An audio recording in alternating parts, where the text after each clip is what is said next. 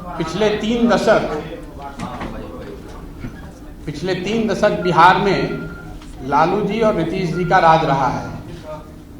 पहले 15 साल लालू जी और फिर अभी 14-15 साल से नीतीश जी बिहार के मुख्यमंत्री हैं। लालू जी और उनके समर्थकों का ऐसा मानना है कि पहले 15 साल जिस समय उनका राज रहा, उस समय सामाजिक न्याय की बात हुई। जो समाज में आर्थिक या सामाजिक रूप से पिछड़े लोग थे, उनको उनकी सरकार ने आवाज दी। उसके बाद के 15 साल 2004 के बाद से जब नीतीश जी मुख्यमंत्री हैं, उनके और उनके समर्थकों का ऐसा मानना है कि उन्होंने आर्थिक विकास और दूसरे सामाजिक पहलुओं पर ध्यान दिया है और बिहार का विकास किया है।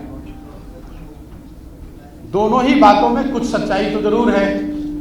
अगर आप इसको ऑब्जेक्टिवली देखेंगे तो जो लालू जी के रिजीम में हुआ या अभी जो नीतीश जी के रिजीम में हो रहा है, उसमें कुछ सच्चाई जरूर है और जो वो दावा कर रहे हैं। लेकिन जितना उनके दावों में सच्चाई है, उतना इस बात में भी सच्चाई है कि बिहार आज 30 वर्ष के लालू जी और नीतीश जी के राज के बाद देश का सबसे पिछड़ा और देश का सबसे गरीब राज्य है। इस सच्चाई को कोई झुठला नहीं सकता है। विकास के ज्यादातर मानकों पर बिहार आज भी देश के सभी राज्यों में सबसे निचले पायदान पर है। इसलिए अगर आगे के 10-15 बरस के रास्ते को आप देखेंगे तो ये तो तय है कि जिस रास्ते से आप आए हैं पिछले 10-15 सालों में, वो रास्ता आपको वहां पर नहीं पहुंचा सकता है। आने वाले 10-15 बरस और अगर उन वर्षों में बिहार को अग्रणी राज्यों की श्रेणी में आना है, तो जिस रास्ते पर ये राज्य पिछले 10 साल, 15 साल या 20 साल से चल रहा है, उन रास्तों पर चलकर हम वहां नहीं पहुंच सकते। स्वाभाविक है कि उसके लिए एक नई सोच और नए प्रयास की जरूरत है। अब ये विवाद और बहस का मुद्दा हो सकता है कि वो नई सोच और नया प्रयास कौन करे और किसके पास है। मेरा ऐसा मानना है कि कोई भी व्यक्ति ये दावा नहीं कर सकता है कि ये सोच और प्रयास करने की सारी क्षमता किसी एक व्यक्ति विशेष के पास है। मैं ऐसा समझता हूं कि बिहार के लोग जब तक सब मिलकर एक साथ इस नई सोच और नए प्रयास के पीछे अपनी ताकत नहीं लगाएंगे, तब तक बिहार की दशा और दुर्दशा सही नहीं हो सकती है।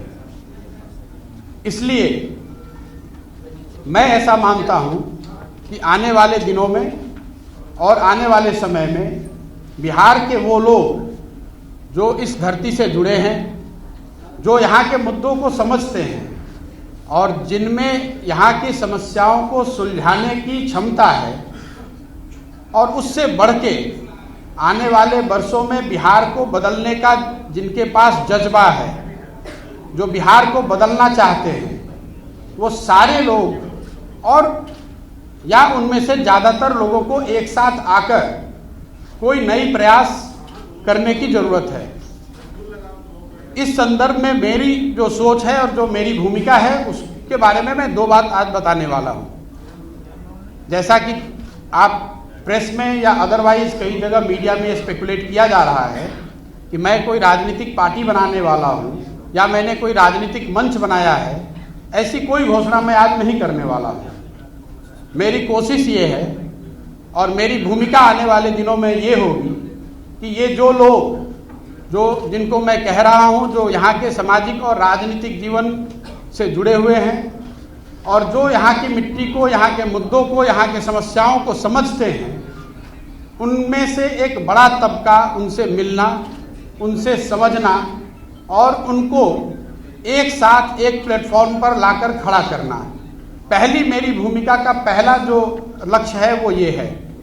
मैं मेरे साथियों के साथ पिछले 4-5 महीनों से हम लोगों ने करीब 17,500 ऐसे लोगों को चिन्हित किया है, उनसे संपर्क बनाया है आने वाले 3-4 महीनों में मैं व्यक्तिगत रूप से इनमें से ज़्यादातर लोगों से मिलने वाला हूँ, उनसे बात करने वाला हूँ और जो जन सुराज की सोच है, गुड गवर्नेंस की जो सोच है और आगे उसको बिहार में उतारने के लिए, बिहार में उस चीज़ को, उस अवधारणा को जमीन पर लाने के लिए जो करने की जरूरत है, इस संबंध में उनसे मिलकर उनसे बात करने वाला हूँ। इस संदर्भ में मैंने पिछले 3 दिनों में कोई 150 लोगों से मेरी मुलाकात हुई। सैंपल के तौर पे जो 17,500-18 हज़ार लोग हम लोग के साथ जुड़े हुए हैं, उसमें समाज के अलग अलग वर्गों के लोग, अलग अलग पृष्ठभूमि के लोग, राजनीतिक और गैर राजनीतिक दोनों। और मेरा अनुभव पिछले 3 दिन का ये रहा है कि करीब 90% लोग इस बात से पूरी तरह इत्तेफाक रखते हैं कि बिहार में एक सामूहिक नए सोच और नए प्रयास की जरूरत है। तो मेरी पहली घोषणा ये है कि अगले 3 से 4 महीनों के अंदर इन 17,500-18 हज़ार लोगों के साथ संवाद स्थापित करना, उनसे समझना, उनसे जन सुराज की परिकल्पना के बारे में चर्चा करना और अगर उनकी सहमति हो तो उनको इसका भागीदार बनाना, ये पहला लक्ष्य है।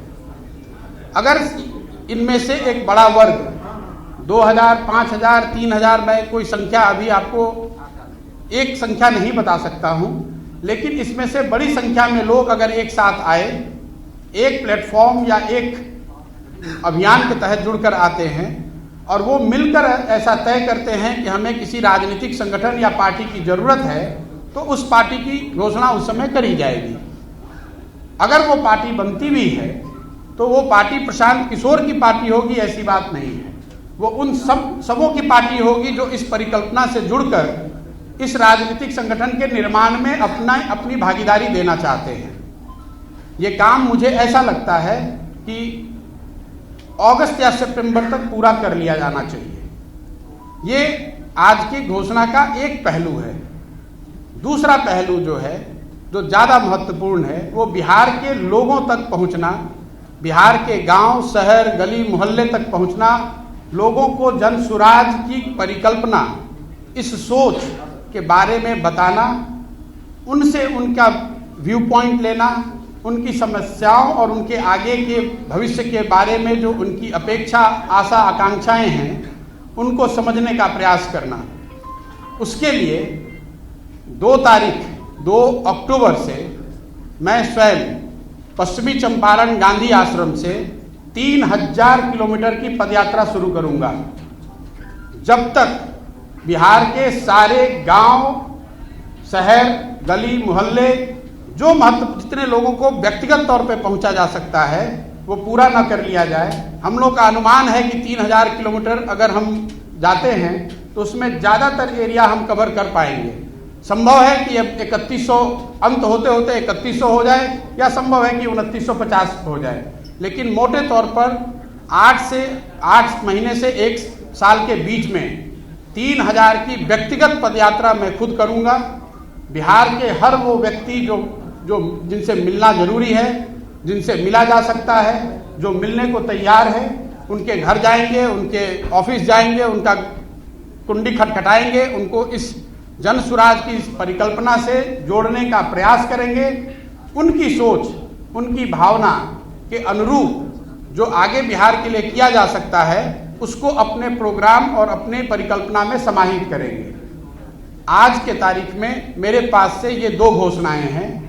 इसके साथ आपके माध्यम से मैं बिहार की जनता को एक और आश्वासन देना चाहता हूं कि मैं पूरी तरीके से जो कुछ भी मेरे पास है, जो भगवान ने मुझे बुद्धि शक्ति दी है, वो पूरी तरीके से बिहार के बेहतरी के लिए उसको समर्पित कर रहा हूँ। कोई सवाल नहीं है बीच में इसको छोड़ने का, कोई सवाल नहीं है कि इसमें कोई भी बीच में बाधा आए तो उससे घबराकर पीछे हटने का।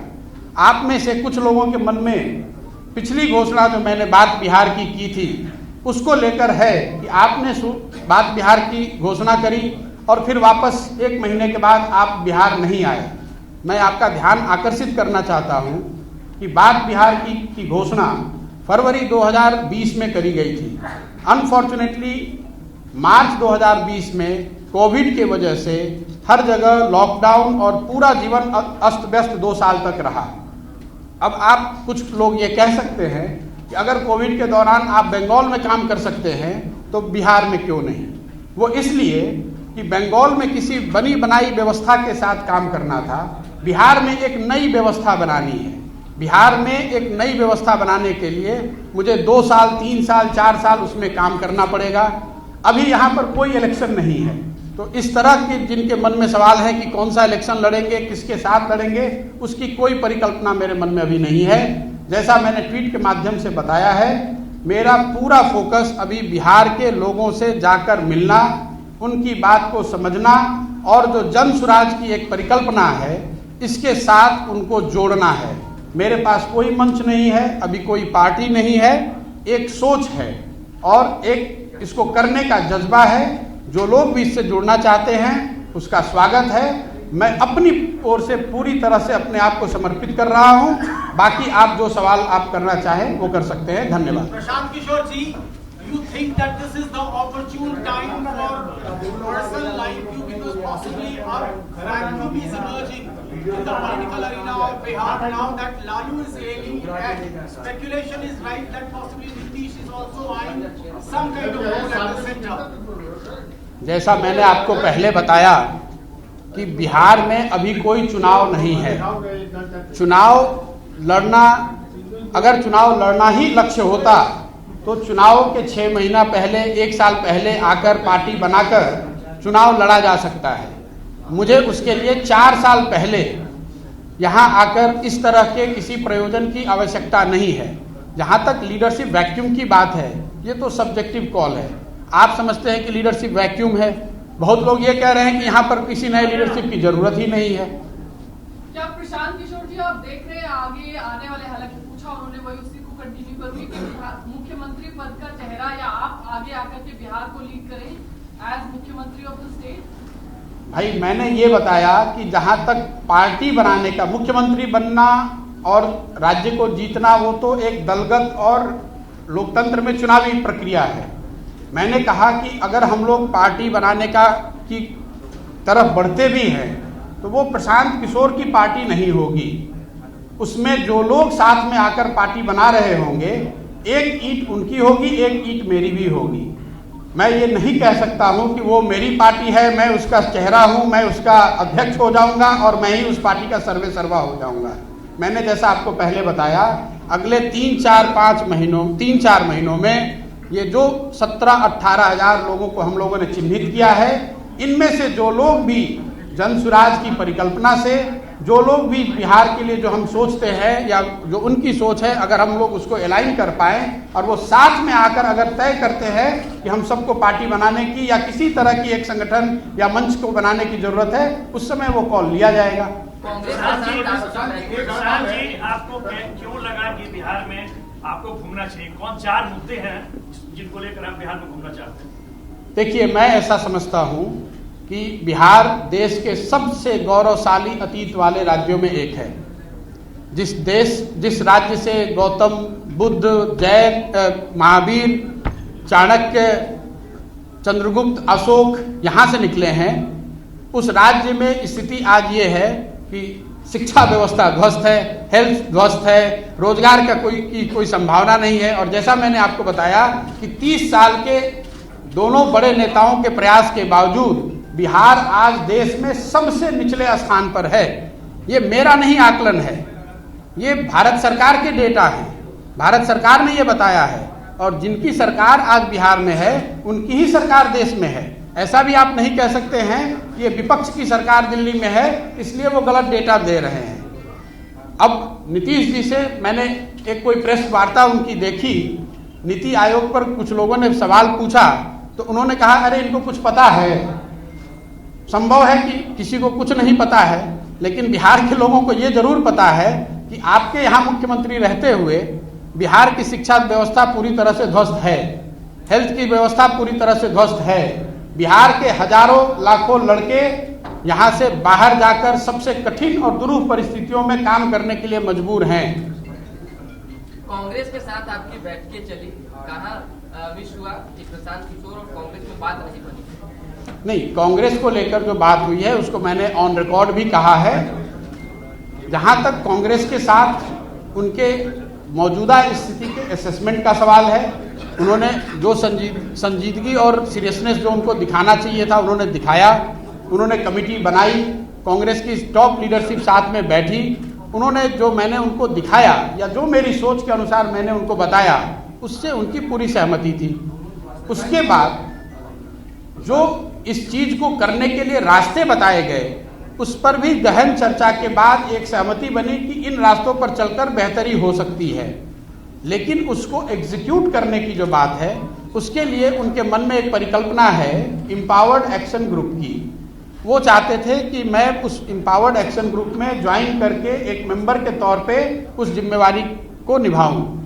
मेरा जो डिफरेंस ऑफ ओपिनियन रहा है वो इतना ही रहा है कि empowered action group will be formed with an executive order of the Congress president. तो एग्जीक्यूटिव ऑर्डर से बनाए हुए किसी ग्रुप के पास इतनी ताकत, इतनी सैंक्शन नहीं होगी जो कि कांग्रेस में आमूल चूल परिवर्तन को लंबे समय में लागू कर सके, क्योंकि कांग्रेस के कॉन्स्टिट्यूशन के हिसाब से कांग्रेस को चलाने के लिए पहले से व्यवस्था बनाई गई है। उसमें अगर आप कोई बाहर से ग्रुप बना देंगे और उसको अगर कॉन्स्टिट्यूशनल कांग्रेस के कॉन्स्टिट्यूशन के हिसाब से पूरा सैंक्शन नहीं होगा तो आगे के काम करने में विरोधाभास हो सकता है और वो चीज़ काउंटर प्रोडक्टिव हो सकती है। मैं उनका शुक्रगुजार हूं कि उन्होंने मुझे बुलाया, मैं उनका शुक्रगुजार हूं कि उन्होंने मेरी बात में कुछ सही बातें पाई, लेकिन मुझे ऐसा लगा कि मैं उसमें जुड़कर कुछ ऐड नहीं कर सकता हूं, इसलिए मैंने उसको हम्बली मना कर दिया। आप क्या चाह रहे थे कि आप मेंबर की जगह चेयरमैन बने? एक सवाल है कि आपकी बातों पर कितना भरोसा किया जाए, क्योंकि आप ही थे जिन्होंने कहा कि बिहार में बहाल है, नीतीश कुमार है, और फिर मिड वे में आप छोड़ के चले गए। और आप आज आरजेडी की भी बात कर रहे हैं, लेकिन उस अलायंस में आप उसके आर्किटेक्ट भी थे। दूसरी बात है कि नरेंद्र मोदी के पीछे भी आप ही थे कि अब की बार मोदी सरकार। मेरा ये कहना है कि बिहार की जनता आपकी बातों पर कितना भरोसा करे, क्योंकि आपका एक ट्रैक रिकॉर्ड ये भी रहा है कि मिड वे में उस कैंपेन को छोड़ के चले जाना भी आप तृणमूल के साथ थे। बहुत सारे लोगों को आपने नेताओं को अलग अलग राज्यों में लाया और उनको लगता है कि उनका भविष्य अधर में लटका हुआ है। दूसरा, एक बिहार के कंटेक्स्ट में पूछना है कि एक ऑफ एंड ऑन आपका और नीतीश कुमार का लव एंड जो भी रिलेशन चलता रहता है, क्या कोई मिलने मुलाकात की बात थी और उसका क्या भविष्य है आपका और नीतीश कुमार का? क्योंकि अभी भी लोगों को एक ये है कि आप जो कुछ भी कर रहे हैं बेसिकली उनके लिए आप स्टंपिंग कर रहे हैं। उनका जो भी आज प्रिकैरियस सिचुएशन है वीजा उनके एलाय, वो आपके कैंपेन से उनको एक बूस्ट मिलेगा। देखिए, जहाँ तक पहली बात का जवाब है, आपने ठीक कहा। जो भी मैंने काम 10 वर्ष किया, अलग अलग राज्यों में अलग अलग नेताओं के साथ काम किया, तो स्वाभाविक है कि आप या जो लोग भी इसको देखना या मुझे जज करना चाहते हैं वो उसी के आधार पर जज करेंगे। तो मुझे आप ये कोई कहने में गुरेज नहीं है कि अगर कुछ लोगों को यकीन नहीं है तो मुझे उसके लिए और बेहतर प्रयास करने की ज़रूरत है। मैं आने वाले समय में अपने कार्यों से, अपने कंडक्ट से, अपनी मेहनत से वो दिखाऊंगा और उनका विश्वास जीतने का प्रयास करूंगा। अगर आज उनमें से कुछ ऐसे लोग हैं जिनको शक है या जिनको डाउट है कि ये कितने सीरियस हैं, मैं उनसे इतना ही कह सकता हूं कि साहब आप हमें टाइम दीजिए। जैसे आपने मुझे पिछले रोल में काम करते हुए देखा है, जिस दिन मैंने वो काम शुरू किया होगा तब कईयों को ये डाउट होगा कि भाई वो काम मैं कर सकता हूँ या नहीं कर सकता हूँ। 10 वर्ष उसको करके दिखाया, तो आज आप मान रहे हैं कि थोड़ी बहुत इलेक्शन को मैनेज करने या लड़ाने की क्षमता या समझ मुझ में है। मेरा आपसे आग्रह आपके माध्यम से ये है कि जिन लोगों को भी इस तरह के डाउट है, आप बेशक आपका वो राइट है, आप वो डाउट रखिए, लेकिन मुझे मौका तो दीजिए करने का। जहाँ तक दूसरी बात है नीतीश कुमार जी का, भाई नीतीश कुमार जी के साथ मैंने 2015 में काम किया है महागठबंधन में, ये सबकी जग जाहिर बात है। और नीतीश कुमार जी से व्यक्तिगत तौर पे मेरा कोई झगड़ा नहीं है। व्यक्तिगत तौर पे जो मेरा नीतीश कुमार से रिलेशन है वो भी, उसमें कोई हिचक नहीं है मुझे मानने में कि मेरा उनसे बहुत अच्छा रिलेशन है। लेकिन व्यक्तिगत रिलेशन होना एक बात है और साथ में काम करना या उस पर सहमति होना वो दूसरी बात है। कुछ दिन पहले नीतीश जी दिल्ली आए और उनके कोविड होने के बाद वो पहली बार दिल्ली आ रहे थे, तो मैं उनके घर गया, उनके साथ खाना भी खाया। कई लोगों ने कई तरह की बातें उसमें कही। कोई किसी ने बताया कि मैं उनको प्रेसिडेंट का कैंडिडेट बनाना चाह रहा हूं, कोई कह रहा है मैं जदयू ज्वाइन कर रहा हूं। लेकिन मैं आज आपके सामने बैठा हुआ हूं, जितने वो स्पेकुलेशन की गई वो सब गलत साबित हुआ। देखिए, सामाजिक राजनीतिक जीवन में व्यक्तिगत शिष्टाचार, उससे हम विमुख नहीं हो सकते हैं। अब कल अगर नीतीश जी बुलाएंगे, यहाँ के मुख्यमंत्री हैं, जाना पड़ेगा, उसमें कोई दिक्कत नहीं है। लेकिन उनसे मिलने का मतलब ये नहीं है कि हम दोनों ने हर बात पे अपनी सहमति बना ली है या साथ में काम करने को तय किया है। 17,000 बात की आपने जी, 17,000 लोगों से संपर्क करेंगे नहीं साहब। 17 साढ़े 17,000 लोग ऐसे हैं जो हम लोग के संपर्क में अभी हैं। उसके बाद आप पार्टी बनाएंगे, आप चुनाव लड़ेंगे? मैंने जो आपको कहा कि ये 17 साढ़े 17,000 लोग पिछले 4-5 महीनों में मेरे साथियों के माध्यम से मेरे संपर्क में हैं। वो व्यक्तिगत तौर पे जब मैं उनमें से ज़्यादातर लोगों से मैं जब तक व्यक्तिगत तौर पे नहीं मिल लेता हूँ और उनकी सोच क्या है, अगर वो सब मिलके या उनमें से ज़्यादातर लोग मिलकर जनसुराज की जो परिकल्पना है, जो बिहार में गुड गवर्नेंस की और जनता के गुड गवर्नेंस की जो बात कह रहे हैं हम लोग, अगर उसमें सबकी सहमति होती है और उसमें भागीदार बनकर लोग कहते हैं कि पार्टी बनाने की जरूरत है, तो मैं भी उस पार्टी में एक मेंबर के तौर पर आप मुझे देख सकते हैं। बिहार में हकीकत है। सॉरी सर,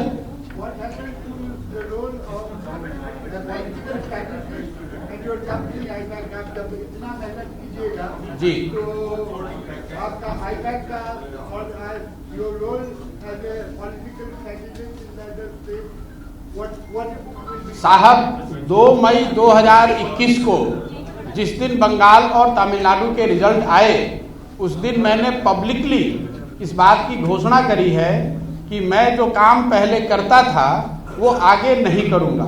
ये अलग बात है कि आप या आप में से कई ऐसे व्यक्ति हैं जो मानने के लिए तैयार नहीं हैं। 1 साल मैंने समय लिया है ये सोचने के लिए कि आगे जीवन में क्या करूं, और 1 साल सोचने के बाद फिर से वापस बिहार आया हूं और जो बात मैंने 2020 में कही थी, मूल रूप से उसी बात को पुनर्जीवित कर रहा हूं। उसी बात के प्रति अपना कमिटमेंट दिखाते हुए आपको बता रहा हूं कि आने वाले कई साल तक आप मुझे बिहार में पॉलिटिकल एक्टिविस्ट के रूप में ही देखेंगे। आईपैक संस्था के तौर पर they have enough people, my colleagues who have worked with me, they are far more capable than me. I have said it before and I am repeating it again. IPAC is in good hands. They will continue to work with all where they get the opportunity to work. मेरा उनसे कोई direct relation, working relation अभी भी नहीं है और आगे भी नहीं है। प्रशांत जी, आप गुड डेटा एनालाइज करते रहे हैं 10 सालों से। कोई भी चुनाव लड़ने के लिए 3 इंपॉर्टेंट कंपोनेंट होते हैं, face, issues and caste. Bihar जैसे इंपॉर्टेंट कास्ट रिडन सोसाइटी में आपको क्या लगता है कि आप अगली जाति से हैं, कास्ट बैरियर को तोड़ पाएंगे? क्योंकि लालू जी आए तो एक वर्ग के नेता बने, उनका आधार वोट बना। नीतीश जी आए, एक वर्ग के नेता बने, आधार वोट बना, फिर उन्होंने अपना तोड़ फोड़ किया जो भी सोसाइटी में। फिर आपका आधार वोट क्या रहेगा? मुद्दे रहेंगे, लेकिन मुद्दों से काम चलता नहीं है। तो क्या आप कास्ट बैरियर को तोड़ पाएंगे एक ब्राह्मण होकर? देखिए, मैं ये जितने लोगों से मिलता हूँ, ये स्वाभाविक प्रश्न है और कई मैं आर्टिकल्स, लोग जो सो कॉल राजनीतिक विश्लेषक हैं वो लिख रहे हैं कि बिहार में तो कास्ट रिडन सोसाइटी है और कास्ट पर ही राजनीति होती है, इसलिए कोई भी आदमी यहाँ आकर चुनाव लड़ के जीत नहीं सकता है। पहली बात कि सिरे से ये बात को खारिज करता हूँ। अगर आप डेटा को एनालाइज करेंगे तो अलग अलग समय पर आपको दिखेगा कि जो so called caste ridden society है उसमें भी लोग जातियों से ऊपर उठकर वोट करते रहे हैं। अगर आप आज की परिस्थिति को ले लें, आप लोग सब विशेषज्ञ हैं, राजनीति को कवर करते हैं, बिहार में सबसे ज़्यादा वोट आज नरेंद्र मोदी जी को है। नरेंद्र मोदी जी के जाति के कितने लोग बिहार में रहते हैं, आप मुझे बता दीजिए। अगर बिहार में हर आदमी जाति पर ही वोट कर रहा है, तब तो नरेंद्र मोदी जी को एक वोट भी नहीं मिलना चाहिए बिहार में। तो ये कैसे मैं मान लूं कि यहाँ पर सिर्फ जाति के आधार पर ही वोट पड़ता है। दूसरी बात कि अगर आप जातियों को साथ एक बार को बहस के लिए मान भी लें कि जाति के आधार पर ही वोट पड़ता है, तो हर जाति में अच्छे लोग हैं, हर जाति में ऐसे लोग हैं जो कि बेहतरी सोच सकते हैं या बेहतर कर सकते हैं। ये जरूरी नहीं है कि हर जाति के सबसे गलत लोगों को ही आप सामने लेकर चुनाव लड़े। कोई एक व्यक्ति प्रशांत किशोर तो चुनाव लड़ेंगे नहीं, पार्टी बनाएंगे नहीं। जब मैं सारे लोगों को जोड़ने की बात कर रहा हूं तो स्वाभाविक है उसमें सारे समाज के लोग होंगे, उन सारे समाज के अच्छे लोग भी होंगे। लेकिन जहां तक आपने बात कही कि सिर्फ कास्ट की बात नहीं है, मुद्दों की बात भी है, चेहरों की बात भी है। जिस चेहरे पर लोगों का भरोसा होगा, जो जिस चेहरे, जिस व्यक्ति, जिस ग्रुप के साथ ये बिहार के लोगों को लगेगा कि ये बिहार में नया रास्ता या नया सोच दिखा सकते हैं, उसके साथ मेरा पूरा यकीन है कि लोग जुड़ेंगे। और जहां तक मुद्दों की बात है, मैं बात अपनी कंप्लीट करूं, सिर्फ मुद्दों को समझने के लिए कोई बिहार में आप मुझे एग्जाम्पल बता दीजिए पिछले 15-20 साल में जिसने इतना बड़ा प्रयास किया हो। मैं 3000 किलोमीटर पैदल चलने की बात कह रहा हूं, लगातार 8 महीने 1 साल उनको समझने के लिए, लोगों को ये विश्वास दिलाने के लिए, लोग क्या सोचते हैं, लोग क्या करना चाहते हैं और लोगों की आशाएं और अपेक्षाएं क्या हैं, उस चीज को समझने में मैं अगला 1 साल लगाना चाहता हूं। मैं चुनाव से 6 महीने पहले आकर कोई पार्टी बनाकर चुनाव लड़ने की प्रक्रिया का हिस्सा अभी नहीं हूं।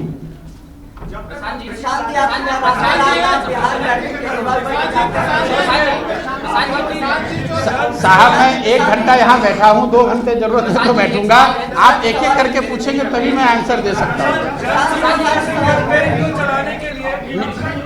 नीतीश जी, जब तक आप किसी दल में शामिल, किसी पार्टी की घोषणा नहीं करते हैं, तब तक क्या कांग्रेस में शामिल होने का जो दरवाजा है खुला है या ये चैप्टर अब क्लोज माना जाए?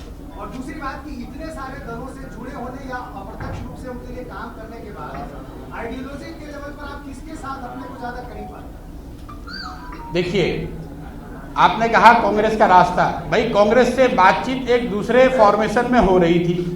उन्होंने और हमने ऐसा मिलकर तय किया कि आगे चलने की अभी कोई संभावना नहीं है।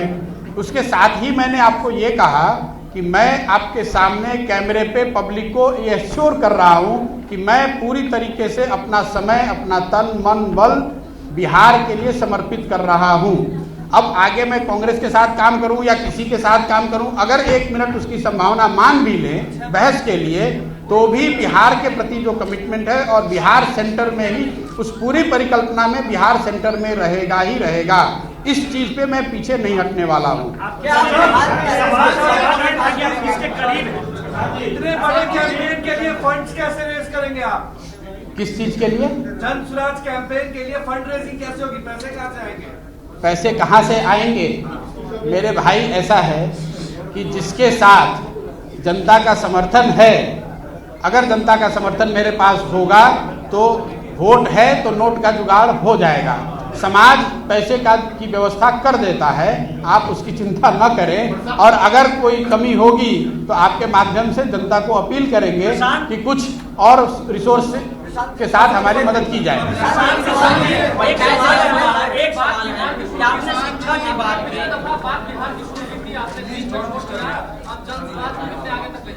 मेरे भाई, मैंने अपने ओपनिंग रिमार्क्स में ये बात कही। आपको ऐसा लगता है कि कोई भी शुरुआत आपने की तो 6 महीने में उसका रिजल्ट या उसकी परिणति होनी चाहिए। मैंने आपको बताया कि बात बिहार की जो मैंने शुरू की थी वो इसलिए छोड़ दिया या उसको रोक दिया क्योंकि 1 महीने के बाद कोविड की महामारी शुरू हो गई। अब कोविड के दौरान अगर मैं पदयात्रा करता और हर घर में जाता तो आप मुझे दोष देते या मेरी सराहना करते? मैं कोविड खत्म होने का वेट कर रहा था। अभी तक कोविड खत्म हुआ है ऐसा तो नहीं कह सकते हैं, लेकिन बाई लार्ज हम लोग की जो नॉर्मल जिंदगी थी हम लोग उस तरह वापस लौटे हैं। तो मैं उस चीज को शुरू कर रहा हूँ। बात वही कह रहा हूँ जो बात बिहार की मैं कही थी कि आगे 10 साल में बिहार देश के अग्रणी 10 राज्यों में 15 राज्यों में शामिल हो, उसके लिए एक नई सोच और नए प्रयास की जरूरत है। बिजनेस एज यूजुअल या जो जिस तरह की सरकारें यहाँ पिछले 15 साल 20 साल से चली हैं, उससे वो रास्ता, उससे वो मंजिल हम नहीं पा सकते हैं।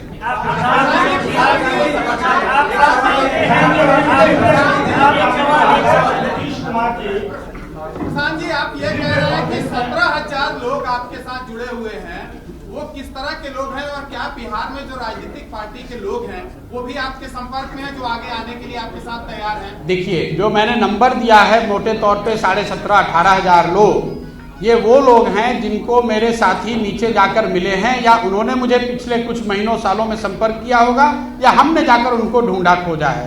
ये नंबर कोई फिक्स्ड नहीं है। As we talk this number goes up. मान लीजिए मैं कल किसी से मिला, उन्होंने 4 और व्यक्तियों का रेफरेंस दिया, उन 4 से मिल रहे हैं। बेसिक बात मैं आपको ये बता रहा हूं कि बिहार में सामाजिक राजनीतिक जीवन से जुड़े हुए 20,000 के आसपास 17,000-18,000 लोग, समझिए कि 1 महीने के बाद ये 20,000 हो सकता है। ऐसे लोग जिनको यहाँ, जो इस धरती से जुड़े हुए हैं, जिनको यहाँ के मुद्दों की समझ है, जो लोग यहाँ के समस्याओं का समाधान निकालने की काबिलियत रखते हैं और जिनमें जज्बा है कि कुछ किया जाए, ऐसे लोगों को चिन्हित किया है। वो हमारे संपर्क में हैं। लेकिन जब तक मैं व्यक्तिगत तौर पे उनसे और उनमें से या उनसे ज्यादातर लोगों से मिलकर बात न कर लूं, तब तक मैं ये आपको आश्वस्त तरीके से नहीं बता सकता हूं कि उनमें से कितने लोग इस सोच से जुड़कर इसके भागीदार बनेंगे। मैंने ये कहा कि अगले 3 महीनों में ऐसे लोगों के साथ जुड़कर उनसे बात करके ये तय करेंगे कि कितने लोग तैयार हैं। जो लोग भी तैयार होंगे वो एक साथ बैठेंगे और वो तय करेंगे कि आगे पार्टी बनानी है कि मंच बनाना है कि अभी और समय लगाना है।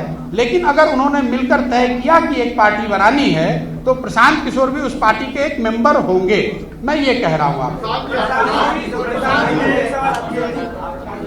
आप मानते हैं कि नीतीश कुमार का काल खत्म हो गया? नीतीश कुमार हो या लालू यादव हो, जिनके लिए आप क्या वजह है? भाई, नीतीश जी और लालू जी यहाँ के राज्य के ही नहीं देश के बड़े नेता हैं। उनके पास बहुत सारे एमएलए हैं, एमपी हैं, 20, 25, 30 वर्ष का राजनीतिक अनुभव है। उनके पास बड़े दल हैं। मैं अकेला व्यक्ति यहाँ बैठा हुआ हूँ। वो क्यों हमें तवज्जो देंगे? वो तवज्जो न दें, इसलिए मेरे लिए तो यही अच्छा है। मैंने अपने ट्वीट में क्या कहा और मैं आपको बार बार यहाँ क्या कह रहा हूँ? भाई, मैं कोई चुनाव लड़ नहीं रहा हूँ, मैं किसी दल को तोड़ने की बात कर नहीं रहा हूँ। मैंने सिर्फ इतना कहा कि मैं बिहार के लोगों के पास जाना चाहता हूँ और ये समझने का प्रयास करना चाहता हूँ कि आगे का रास्ता क्या हो। अब इसमें लालू जी या नीतीश जी जैसे बड़े नेताओं को मुझे क्यों तवज्जो देनी चाहिए? मुझे तो ऐसा लगता है कि जो लोग तवज्जो दे रहे हैं या जो इस पर टीका टिप्पणी कर रहे हैं वो भी अनावश्यक अपना समय जाया कर रहे हैं। मेरी हस्ती इतनी बड़ी नहीं है, इतने बड़े लोग हम पर टिप्पणी करें।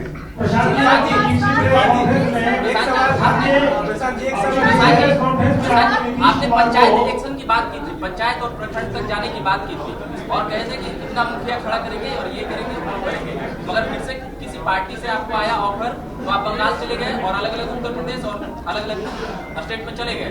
फिर से आप चले जाएंगे प्रचार करने? मेरे भाई, जितनी बार आप एक ही सवाल को अगर घुमाकर पूछेंगे तो आंसर तो मैं वही दूंगा। आपको मैंने बताया कि जो मैं काम करता था, जिसकी वजह से आप बैठे हुए हो यहाँ, जिस बात का आप संज्ञान लेते हो कि ये काम इनको करने आता है या जो भी मेरी छोटी बड़ी पहचान है, उसी काम की वजह से है। उस काम को 1 साल पहले नहीं करना है ऐसी घोषणा मैंने कर दी। 1 साल सोचने के बाद आगे का रास्ता तय कर रहे हैं और आपको पब्लिकली बता रहे हैं कि भाई बिहार में ये करने जा रहे हैं। अब अगर आपको फिर भी मन में डाउट है तो बेझिझक आप वो डाउट रखिए और आने वाले महीने में मेरे कार्यकलाप को देखिए और उसके अनुसार फिर अपना मन बनाइएगा। शिक्षा की बात की 2015 में आप नीतीश जी के साथ थे, 2018 तक आप जेडीयू में रहे। 7 विषय पर बिहार में काम हो रहा है, क्या आपने कभी सलाह नहीं दिया नीतीश जी को कि शिक्षा पे ये काम करना चाहिए?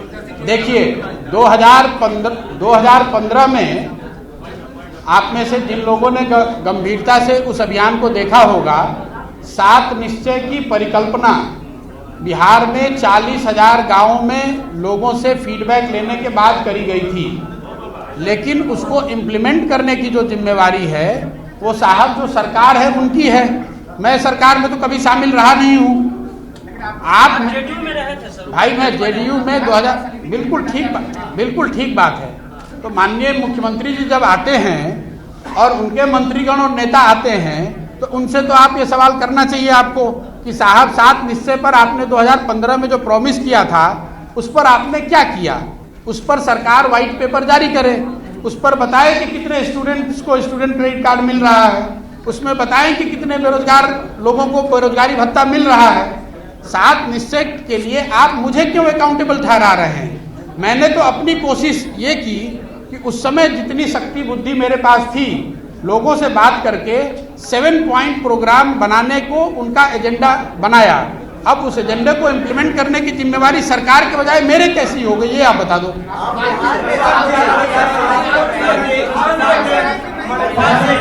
अपनी पिछली प्रेस कॉन्फ्रेंस में आपने कहा था कि नीतीश कुमार जी आपके पिता की है। आज आप जब शुरुआत कर रहे हैं तो गांधी जी है, जन सुराज है, पैदल यात्रा है, नीतीश कुमार सुशासन की बात करते हैं, गांधी जी के 10 सिद्धांतों की बात करते हैं, चंपारण से वो भी पैदल यात्रा करते हैं। बिहार के नीतीश जी ने कब पैदल यात्रा की? ये चंपारण से। अच्छा, यात्रा की है साल पहले। तो लोगों को ये शंका क्यों ना हो कि आपकी जो राजनीति होगी आगे आप लोगों से मिलेंगे, अगर राजनीतिक पार्टी बनाने की आवश्यकता आपको महसूस होती है, पार्टी बनेगी तो आपकी राजनीति आपके पिता तुल्य नेता के इर्द गिर्द ही होगी। नहीं, देखिए, अगर नीतीश जी के विचारधारा में या उनके कार्यकलाप में या उनके कार्यशैली में अगर कुछ अच्छी बातें हैं तो नीतीश जी ही क्यों, किसी भी समाज में किसी भी व्यक्ति के पास अगर कुछ अच्छा है तो उससे सीखने में या उसको अपने कार्यशैली में समाहित करने में कोई दिक्कत नहीं है।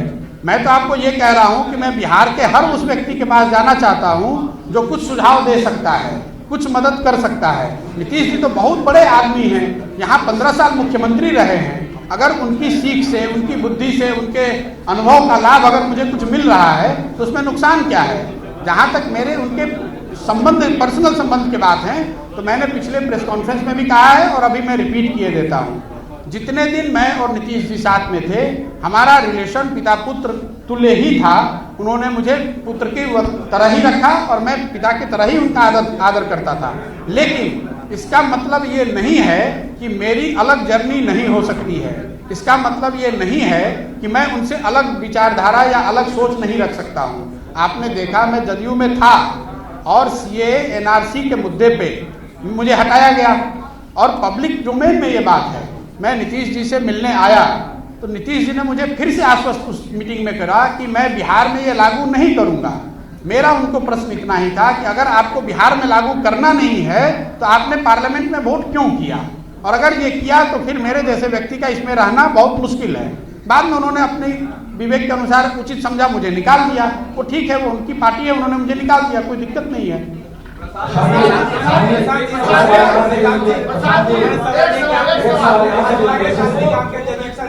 सबसे बड़ा पोल स्ट्रेटेजिस्ट है जिसके बायोडेटा में तमाम बड़े बड़े अचीवमेंट है, वो बिहार में आके स्ट्रगलर से क्यों लगता है? 2015 के ट्रैक रिकॉर्ड को अगर छोड़े तो आपका स्ट्राइक बिहार में कुछ खास नहीं है, फ्लॉप ही माना जाएगा। तो आखिर गैपिंग कहाँ पे आ रही है, कम्युनिकेशन गैप कहाँ आ रहा है?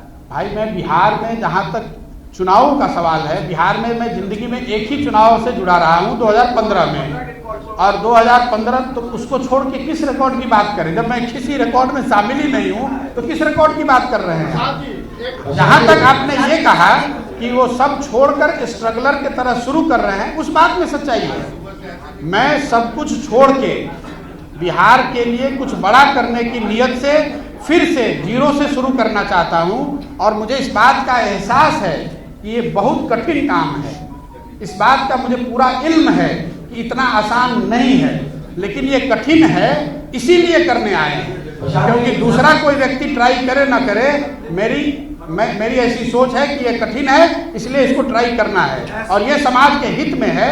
इसलिए अपना घर परिवार सब छोड़कर यहाँ बैठकर इस काम को अगले कई सालों तक करेंगे।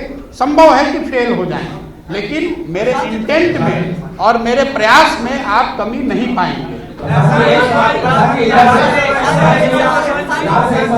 आपने उस प्लेस को चुना है जहां से गांधी जी ने सत्याग्रह शुरू किया था, चंपारण को, और स्वराज के लिए, सत्याग्रह के लिए गांधी जी ने चुना था। आपने अपनी यात्रा वहीं से शुरू की है, तो क्या माना जाए कि बिहार से फिर से एक आंदोलन शुरू हो रहा है, जबकि आंदोलन के बाद बीके जन स्वराज आंदोलन? पहली बात तो मैं स्वराज की बात नहीं कर रहा हूं, मैं सुराज की बात कर रहा हूं, जन सुराज की बात कर रहा हूं, गुड गवर्नेंस। क्या जेपी आंदोलन के बाद बिहार से दूसरा आंदोलन शुरू हो रहा है? देखिए, उस पर मैं उसका आंसर दूसरे तरीके से दूंगा। अन्य कई राज्यों के मुकाबले व्यवस्था बदलने के लिए ही आप बिल्कुल मैं आपकी बात का जवाब दे रहा हूँ। मुझे ऐसा लगता है कि बिहार में पिछले कई दशकों में जेपी आंदोलन के बाद कोई भी सामाजिक राजनीतिक आंदोलन ने जन्म नहीं लिया है। जो लीडर्स भी बिहार को चला रहे हैं या बिहार के लीडरशिप के शीर्ष पे बैठे हुए हैं, उसमें से ज़्यादातर लोग जेपी मूवमेंट के आंदोलन से निकले हुए लोग हैं। शायद ये समय आ गया है कि फिर से जनता को एक तरह से एकत्रित किया जाए और जैसा मैंने उनको बताया, जो इस सोच में जुड़ना चाहते हैं और इसमें भागीदार बनना चाहते हैं, लेकिन इसकी तुलना किसी पीछे के बड़े आंदोलन से करना मुझे लगता है कि वो ठीक नहीं होगा। हम लोग बहुत छोटे व्यक्ति हैं और एक छोटा प्रयास कर रहे हैं। कितना सक्सेसफुल होंगे मैं नहीं जानता हूं, लेकिन मैं बार बार आपको ये कह रहा हूं कि मैं अपने इंटेंट और कोशिश में कोई कमी नहीं छोड़ूंगा। बाकी जनता मालिक है, उसको तय करने दीजिए। यात्रा आपका प्लान नहीं था और इसकी परिकल्पना कब की? 2-3 दिनों में इसकी परिकल्पना मेरी 2020 में थी। बात बिहार की जब मैंने लॉन्च किया था, अगर आप में से कुछ लोगों को याद होगा तो मैंने ये कहा था कि जैसे ही डिजिटल रजिस्ट्रेशन 10 लाख पूरा हो जाएगा तो 1 महीने के बाद मैं नीचे जमीन पर जाऊंगा। जैसे मैं बार बार आपको बता रहा हूं, कोविड के वजह से उस प्रोग्राम को रोकना पड़ा था, तो आप ये मान कर चलें कि उसी बात को मैं पुनर्जीवित कर रहा हूं। ये कोई नई सोच पिछले 5 दिन में मेरे दिमाग में आई है, ऐसी नहीं है। मैं हड़बड़ी में बिना सोचे समझे या जल्दी में आकर कोई निर्णय लेकर काम करने वालों में से नहीं हूं। मैंने बहुत सोच समझकर पिछले 1 साल 1.5 साल में उसके बाद इसकी परिकल्पना की है और अगले आने वाले जितने साल इसमें लगाने पड़ेंगे उसके लिए मैं पूरी तरह से कमिटेड हूं।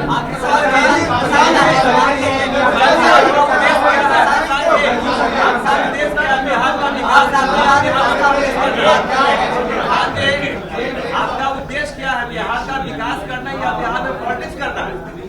देखिए, एक सवाल जोड़ता हूँ, क्या आप मानते हैं कि नीतीश जी का कल समाप्त हो गया और वो फेल हो गए हैं? बिल्कुल नहीं, ऐसा है। नीतीश कुमार जी अभी मुख्यमंत्री हैं, उनका 3 साल से ज्यादा का समय कार्यकाल बाकी है, उनको उनका काम करने दिया जाए। मैं आपको ये कह रहा हूँ कि अगर चुनाव की राजनीति करनी है, अगर चुनाव की राजनीति करनी होती तो मेरे जो सबसे बड़े आलोचक हैं वो भी ये बात मानेंगे कि थोड़ी बहुत चुनाव और चुनाव प्रबंधन, चुनाव लड़ने लड़ाने की समझ तो मुझे है। ज़्यादा न भी हो तो थोड़ी बहुत समझ तो है। 10 साल में मैंने वो करके दिखाया है। उसके लिए मुझे 4 साल पहले आकर बिहार में किसी पदयात्रा करने या हजारों लोगों से मिलने जुड़ने की किसी प्रयास की जरूरत नहीं है। मैं इसलिए कर रहा हूँ, पहली बात, जो लोगों के मन में डाउट है कि मैं बिहार के प्रति कितना कमिटेड हूँ। दूसरी बात कि मैं ऐसा समझता हूँ कि अगर बिहार में परिवर्तन लाना है तो इसके अलावा कोई दूसरा ऑल्टरनेटिव नहीं है। जो बात मैंने आपको बताई, किसी एक व्यक्ति की सोच या प्रयास से बिहार को नहीं बदला जा सकता है। ये सामूहिक सोच और प्रयास ही है जो बिहार के लोग एक साथ मिलकर करेंगे, तभी इस चीज को बदला जा सकता है। इसीलिए ये प्रयास कर रहे हैं। अगर आप उसको पॉलिटिक्स कह रहे हैं तो पॉलिटिक्स है।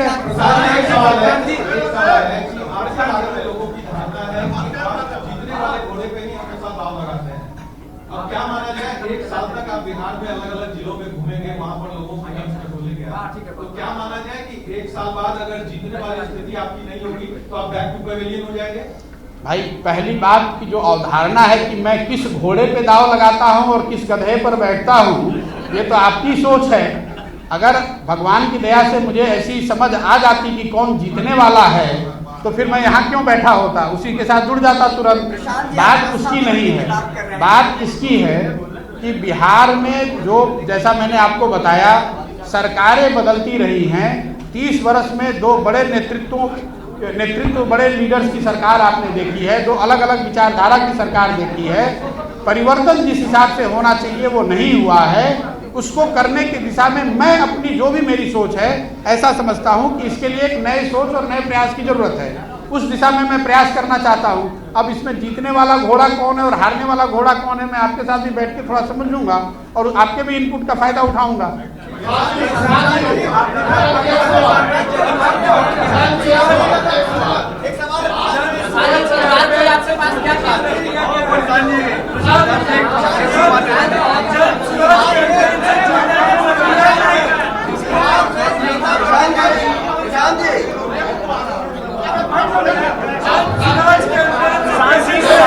के हिसाब से होता है तो क्या आगे सीएम नीतीश के साथ जाएंगे?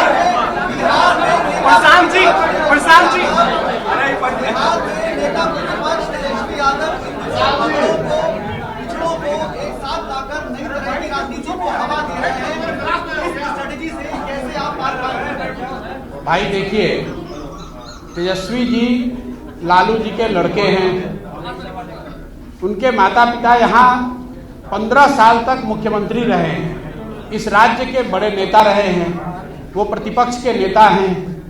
मैं आज बिगिनर हूँ, शुरू कर रहा हूँ, मेरा कोई बैकग्राउंड नहीं है, तो मैं अननेसेसरी किसको कैसे काउंटर करूंगा उस सवाल में अपना समय जाया नहीं करना चाहता हूँ। मैंने आपको अपनी स्ट्रेटेजी बता दी।